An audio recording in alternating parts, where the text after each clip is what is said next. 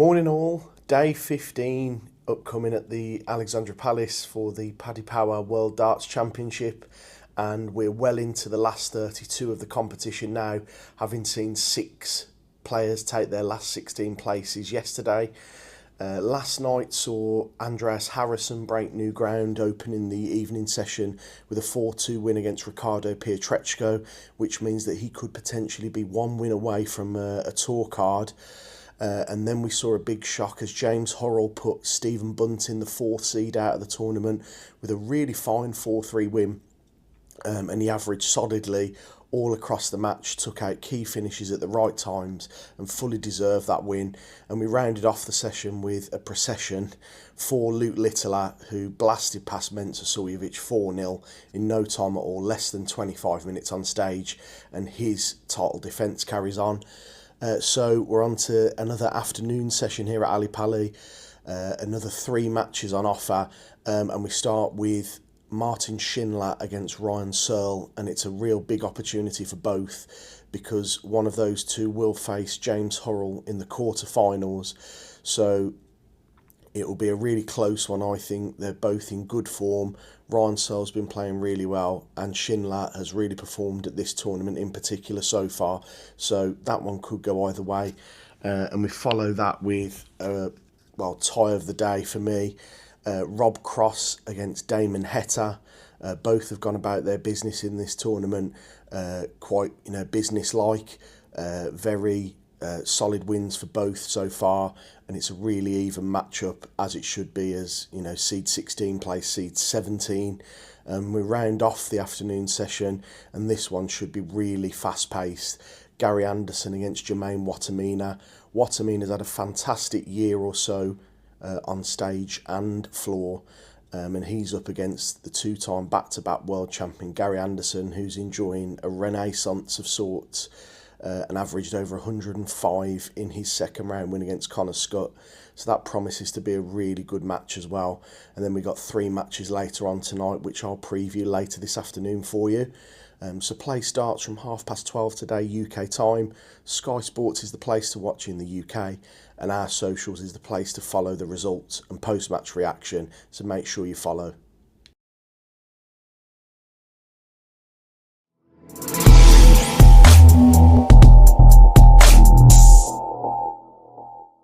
Yes, thank you. Congratulations, Ryan. You mentioned a change in equipment. What specifically has changed? Has it been shape, length? No, so it's just a completely new dart. They're the same weight, same shape, but just the grip is completely different. Obviously this season, the first time I've ever won 2 titles in a year, and that was with the darts I was using before these. And I just felt like I need to have a little change because I was perhaps not putting the effort in on the practice board, and just that change made me go to the practice board and put a bit more effort in, and I think that it's showing in my game now. And I know that's the highest average you've had on that stage. Did that feel like the most complete performance? No, like I say, if you said to me that I averaged 92 there and he averaged 87 or something, I would have believed you. It didn't feel like I was playing that well. I know I hit the 11 dart to win one of the sets, but I just feel like when I'm in the zone, I don't really take too much notice of how well I'm playing, and I think that's the only good thing because I feel like I've got at least another gear to go yet. And there's been a lot of 3rd and 4th rounds for you at this tournament. Do you feel the best equipped that you ever have done to make that breakthrough to the quarterfinals or further? Yeah, for sure. I think this is probably now the most confident that I've ever felt with my game and the way that I'm practicing on the practice board. Everything just seems really easy, and it's coming to the stage okay. So trying to hit a 9 dart, I really want to hit that 9 dart. I just feel like I've been so close in practice, and I'm sort of always in and around it. I'm hitting back-to-back 180s all the time, and that would sort of top off my tournament. But obviously, winning the next game is the most important thing. Well done, Ryan. Cheers. Thank you.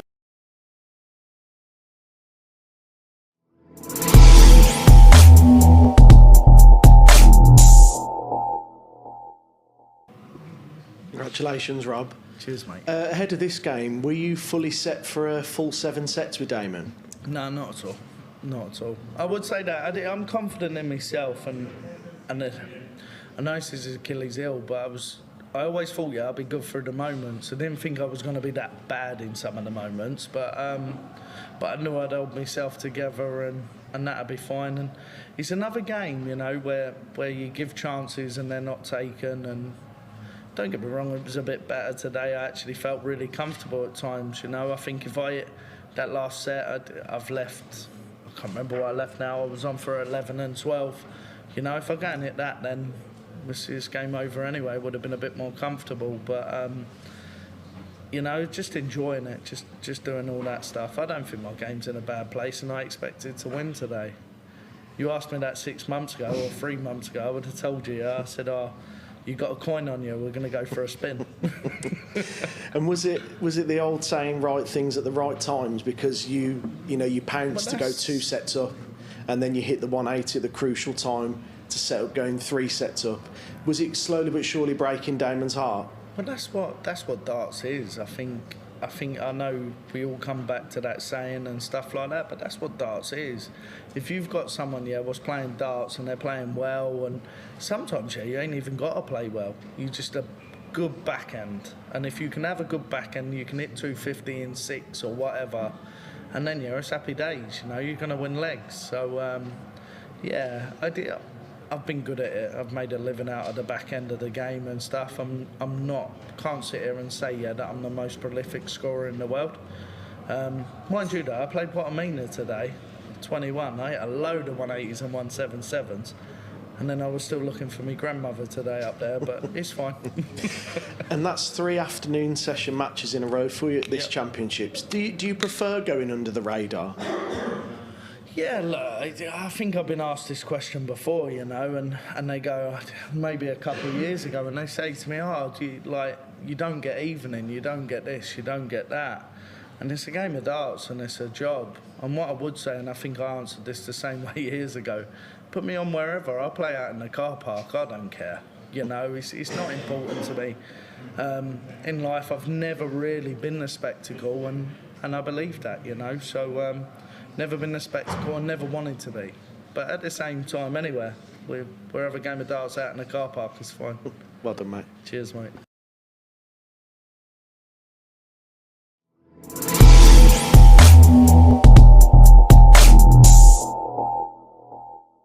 Congratulations, Gary. That was a fantastic game to watch. What was it like to be involved with? I know you say your heart and stuff like that. Did Jermaine's style suit your style? Jermaine's a good player. Well, he's a very good player. You know, I said it in the last interview. He's went from there to there over the last couple of years. He's a fantastic player, fast. Yeah, I'd love to do that for the whole match. But wait, if I do that, I'm done. You know, I can't keep going like that. But yeah, it was just a fast game. You know, no mucking about, just a game of darts, which is how it should be. And you threatened the 9 on quite a fair few occasions. Yeah. Did you feel like it was going, despite that double slam? It was like when I hit the double 8 for 16s, was it? Or the 11 going for double 8? It just flew out my hand, and it was I went, this is going in, and I looked at it and went, no, it's a bit off, but yeah, I think if we get another shot, we might nail it. And finally, like seeing your family in the crowd, how special is that for you, them living and breathing it with you? Well, it's great. I mean, what's Ty now? He's 11 now, 12 on his birthday. We've been all over the world, and Ty was young, and he travelled with us. And Sheila came along, so Ty's at school, Sheila couldn't travel. So a lot of time I spend the time on my own. You know, it's many years I've spent sitting on my bed in Brent Cross and the Hilton there, and Islington, and just sitting on my Todd. So it's nice to have Ty with me, and then Shirley and Rachel came up yesterday. So yeah, mayhem. Mayhem. Well done, Gary.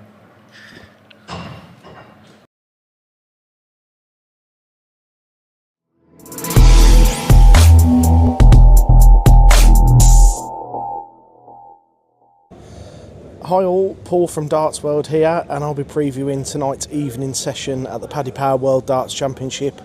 We're just fresh off quite a breezy afternoon session, which was saved in the end by a deciding set win for Gary Anderson in a real thriller against Jermaine Watamina.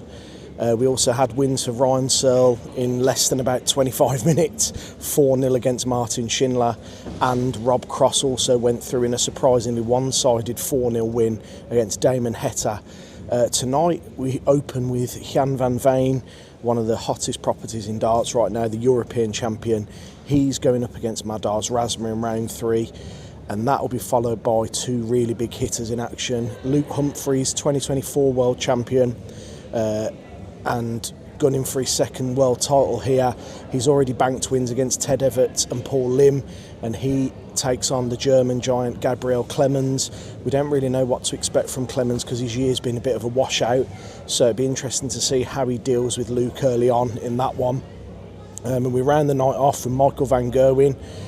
Could be forgiven for thinking that he would face either Peter Wright or Kim Huybrechts, but it will be German qualifier and German Super League winner Arno Merck in the opposite corner to him tonight. Arno has defeated Kim and Peter, and he'll be looking to add a 3rd scalper to his collection tonight, and that should be a decent one. It depends what Michael turns up, because the Michael that played Tatsunami in the 1st round and kind of got away with one, dropping a set and only averaging sort of late 80s in that one, or the one that turned up against Willie O'Connor averaging well over a ton and absolutely flying. So another intriguing tie. Best of 7 sets as always in the 3rd round.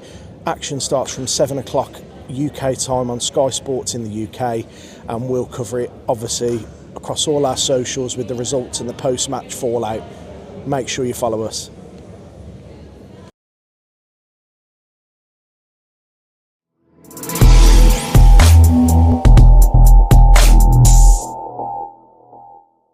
Cheers, Connor. Congratulations, Jan. You said in your onstage interview that at 3-0 up you were guilty of thinking that you'd already won the match. Yeah. Are these just all part and parcel of new experiences here, having, only just won your first match here this year? Yeah, for sure. Before this tournament, I hadn't even won a game in set format in my whole career. I hadn't won a game here. I hadn't won a game at the World Grand Prix. So set format was really difficult for myself. Won my first game, then a second game, and now 3-0 up. In my head I was like, okay, you're already there. Just 3 more good legs and then you're through. And in the 4th set I was dreadful. So that in my head I was like, okay, you need to regroup. You need to refocus and get your... I didn't say that. And you need to get your stuff together. That's good? Yeah? Good, thank you. And you need to get your stuff together so for the 5th set. And that's what I did in the end. And it was tricky, but I think that comes with experience. Of course, I'm world number 6 at the moment, but I'm still learning. I'm still experiencing new stuff. First time through to the last 16, I'm really enjoying my life.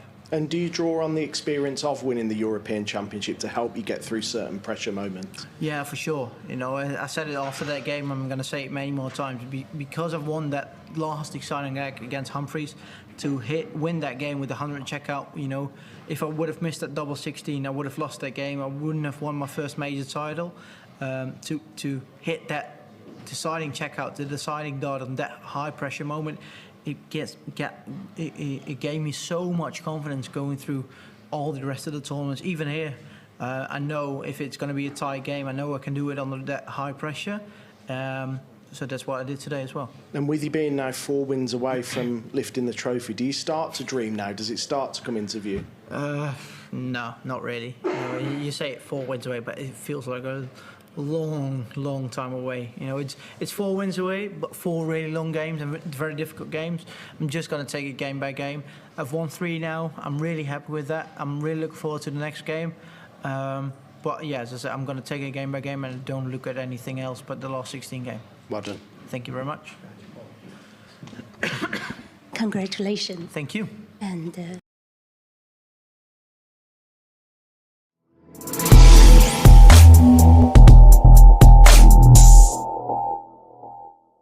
Luke Bowen tonight. Thank you. Congratulations, Luke.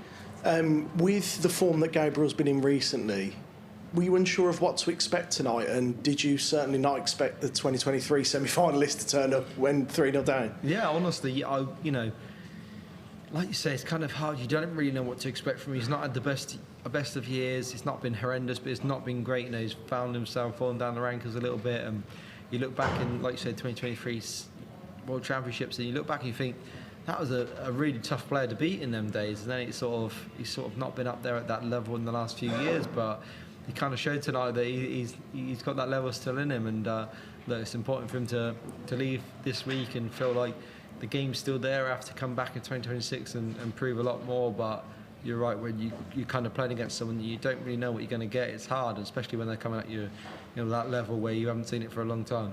And when you win games like that, when you lift big trophies, do you look back at games like this and think that was, what made me into a champion that week?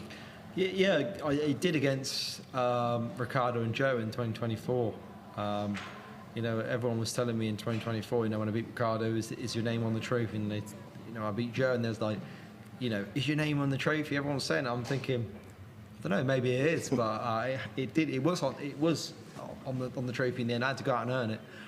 But yeah, when you win games like this and you're close to going out, it's kind of good, because you're kind of jotting through the tournament, winning 3-0, 3-0, 4-0, 4-0, 5-0, and then you come against someone who's going to test you. You're thinking, hold on, you haven't been tested. So for me, when you tested, it does stand you in good stead, and that will tee me up very nicely for my next game. And how pleasing was the doubling element of your game tonight? Because up until right near the end, it was rock solid and up really high percentage-wise. Yeah, I was really, really pleased with it. Obviously, when you're playing 6 sets, it's not going to be always really good. You're going to have moments where it's not so great, but on reflection, I feel like my finishing was probably what won me the game. The 50 out, the 81 out, they're the two biggest moments in the whole of the game, and especially that 40, I think it was 44 in the third set as well, to win that one. Them sort of moments are what, I could have had a 33% or 30% checkout percentage tonight, but them crucial moments is really what matters and what people forget. So I was really, really proud of the way I was taking up them crucial moments. Well done, mate. Thank you.